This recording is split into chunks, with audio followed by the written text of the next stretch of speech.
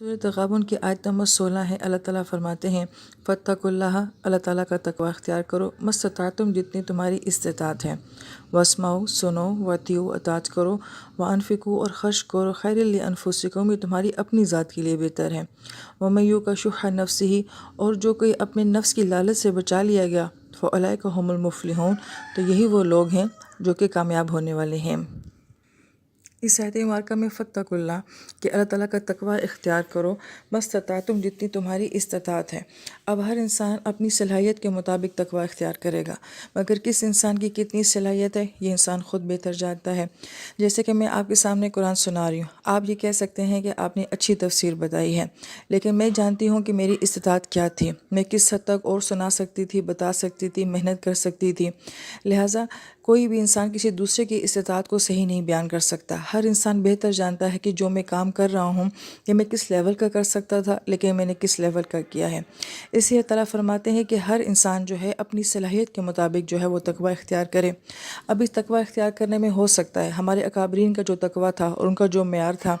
شاید ہم اس تک نہ پہنچ سکیں، لیکن اللہ تعالیٰ مجھ سے جو ہے وہ ان کے لیول کے تقوی کا سوال نہیں کریں گے۔ اللہ تعالیٰ مجھ سے میری صلاحیت کے مطابق، میرے ماحول کے مطابق، جو وسائل اور ذرائع مجھے دستیاب تھے اس کے مطابق مجھ سے سوال کیا جائے گا کہ اس کے مطابق تم نے کتنا تقوی اختیار کیا۔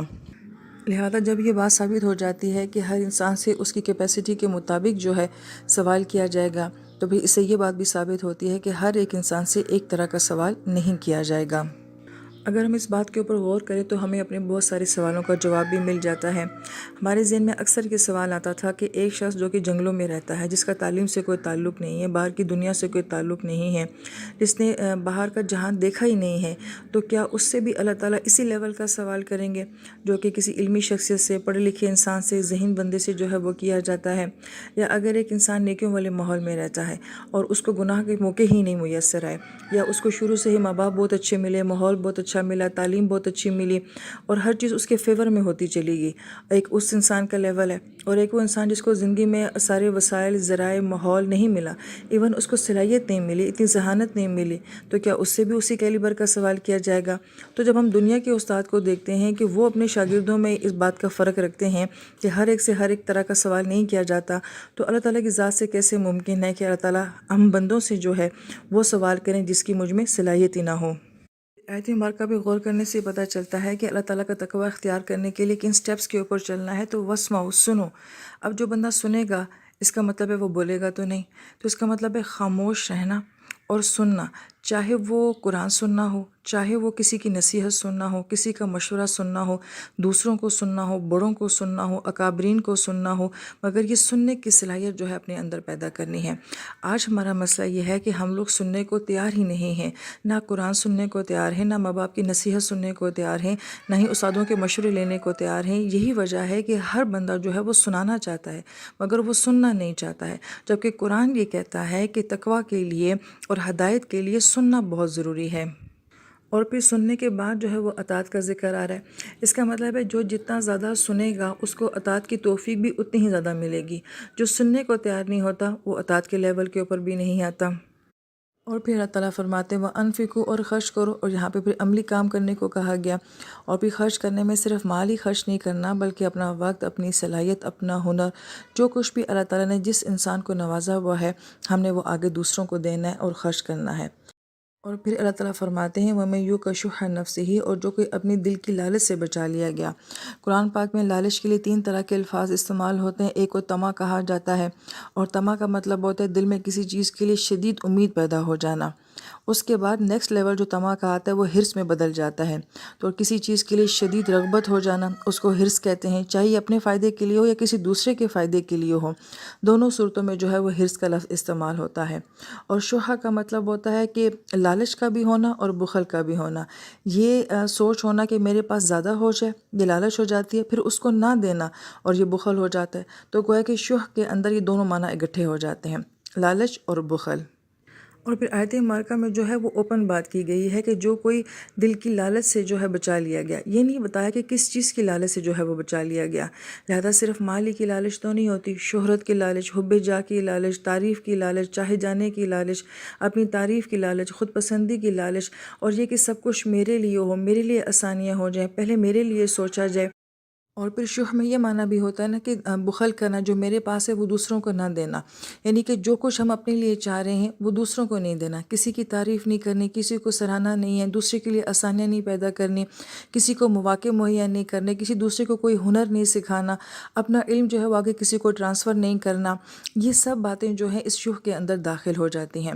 اور پھر مفسر کرام یہ فرماتے ہیں کہ اللہ تعالیٰ فرماتے ہیں کہ وَمَن یوں کا جو کوئی بچا لیا گیا، یہ بہت بڑی نعمت ہے کہ انسان اس خامی سے بچ جائے۔ اور یہاں پہ یہ نہیں کہا گیا کہ کون بچائے گا، کیسے بچا جائے گا، بس کہا کہ جو بچا لیا گیا۔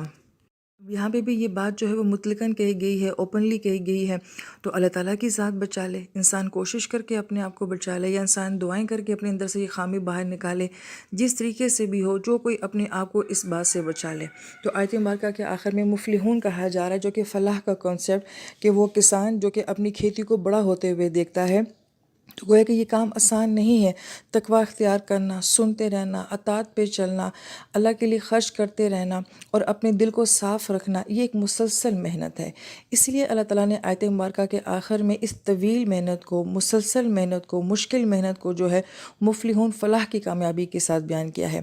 آیت مبارکہ کا اینڈ ہمیشہ بہت امپورٹنٹ ہوتا ہے کہ اللہ تعالیٰ اس ساری بات کو جو آخر میں سمیٹتے ہیں وہ کس کانسیپٹ کے ساتھ سمیٹتے ہیں۔ تو گویا کہ فلاح وہ کسان ہوتا ہے کہ جو کہ پہلے دن بیج بونے سے لے کے فصل کے پکنے تک اپنی فصل کے ساتھ کھڑا ہوتا ہے، تو ایک مسلسل محنت ہے۔ تو گویا کہ جب تک انسان زندہ ہے اس کو اپنے ساتھ یہ مسلسل محنت کرنی ہے۔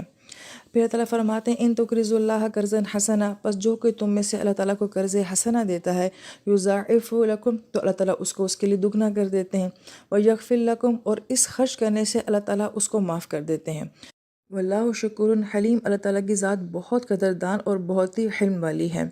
اب مفسر کرام جو فرماتے ہیں کہ سورۃ تغابن کا موضوع یہی تھا کہ جس انسان کا ایمان جتنا خوبصورت ہوگا تو اس کے ثمرات کیسے ہوں گے۔ دوسرا رکوع جو ہے ان تمام ثمرات کے بارے میں بات کر رہا ہے، لہٰذا جس کا اللہ تعالیٰ کی ذات کے اوپر جتنا ایمان خوبصورت ہوگا اس کا تقویٰ بھی اتنا ہی پیارا ہوگا، اس کا سننا، اس کا اطاعت کرنا اور اس کا اپنے دل کو پاک صاف رکھنا، اس کا اللہ تعالیٰ کی راہ میں خرچ کرنا۔ اس کا مطلب ہے کہ خرچ کرنے کا تعلق بھی جو ہے وہ انسان کے ایمان کے ساتھ ہوتا ہے۔ جس طرح کا انسان کا ایمان ہوگا اس کا ہاتھ اسی طریقے سے کھلا ہوگا، اس کے دل میں اسی لیول کی جو ہے وہ سخاوت ہوگی۔ اور اس کے ساتھ ساتھ پھر ہمیں یہ بات بھی سمجھ آتی ہے کہ انسان جتنا زیادہ اللہ تعالیٰ کی راہ میں خرچ کرتا جاتا ہے اس کا ایمان اس کے ساتھ بڑھتا چلا جاتا ہے۔ گویا کہ ہر عمل کا ایک نور ہوتا ہے، ہر عمل سے انسان کے ایمان کا لیول بڑھتا ہے، لہٰذا میرے ہاتھ سے جتنا بھی جاتا ہے وہ میرے نور میں اور میرے ایمان میں اضافہ کر رہا ہے۔ عالم الغیب والشہادہ العزیز الحکیم، اللہ تعالیٰ کی ذات جو ہے غیب کو بھی جانتی ہے، حاضر کو بھی جانتی ہے، وہ غلبے والی ذات ہے، وہ حکمت والی ذات ہے۔ مفسر کرام یہ فرماتے ہیں کہ غیب اور شہادت، اندیکھی دنیا اور دیکھی دنیا، دو دنیاؤں کو اللہ تعالیٰ نے اس صورت مبارکہ کے آخر میں ذکر کیا ہے۔ ایمان کیا ہے، اس کی حقیقت کیا ہے، ایمان کے ثمرات انسان کی زندگی میں کیسے آتے ہیں، جس کا ایمان جتنا خوبصورت ہوتا ہے اس کے اعمال کتنے خوبصورت ہوتے ہیں، اس کا تعلق ایک ظاہری دنیا کے ساتھ ہے۔ ہو سکتا ہے کہ آپ مجھے کہیں، میں آپ کو کہوں کہ آپ کا ایمان بہت خوبصورت ہے، آپ کے اعمال بہت پیارے ہیں، مگر اس کی حقیقت کیا ہے یہ صرف وہ ذات جانتی ہے جو کہ صرف ہمارے اعمال کو شاہد بن کے نہیں دیکھ رہی بلکہ وہ ہمارے اعمال کا غیب بھی جانتی ہے۔